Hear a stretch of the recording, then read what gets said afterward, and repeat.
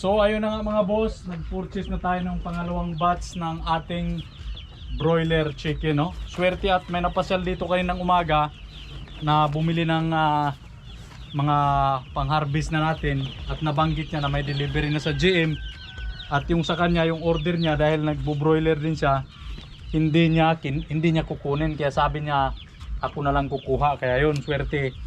God bless Boss Jojo. Maraming salamat at ikaw talaga ang dahilan at nakapag-purchase ako ng pangalawang batch kasi pahirapan ngayon sa mga sisiw mga boss. So since ready for nagsimula na ako mag-harvest doon sa naunang 100 batch, ito naman yung pangalawang batch natin. Pakita mo Wang, pinilian na natin to. So sa 100 meron silang pasobra na 2 piraso mga boss. Ito na. So ito na mga boss, charang.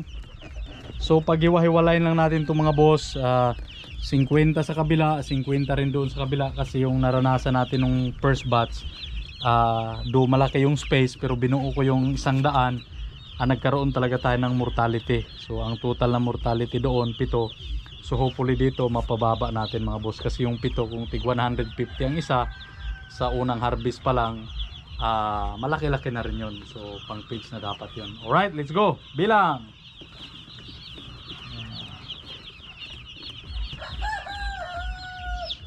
5. Welcome to your new home. 10. 15.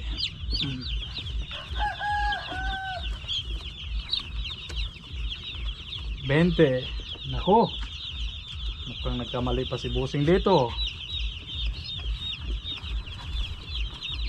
25. Yan. Tumagos. 30.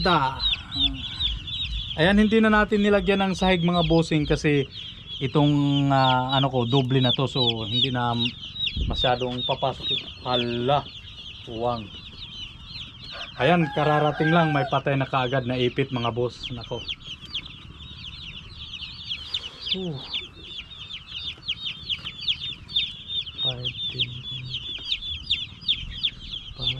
10, 15, 30. So ayan natumbling, hindi makatayo. Ayan.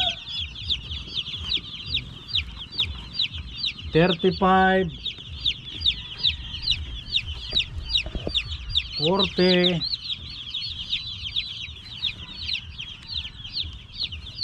45.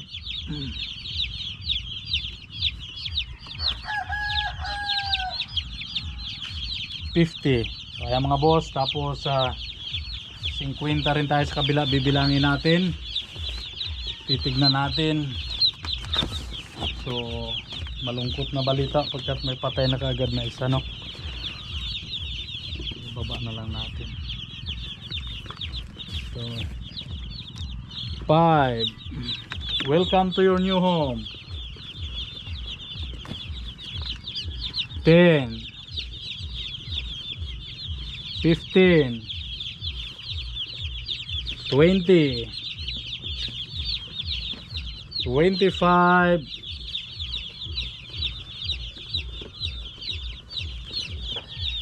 30. 35. 40.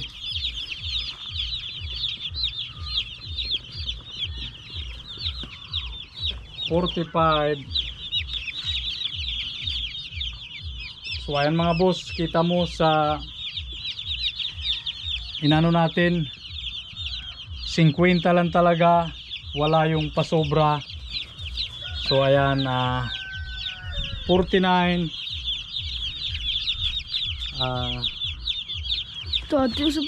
Ay, 50. So isa lang yung pasobra mga boss.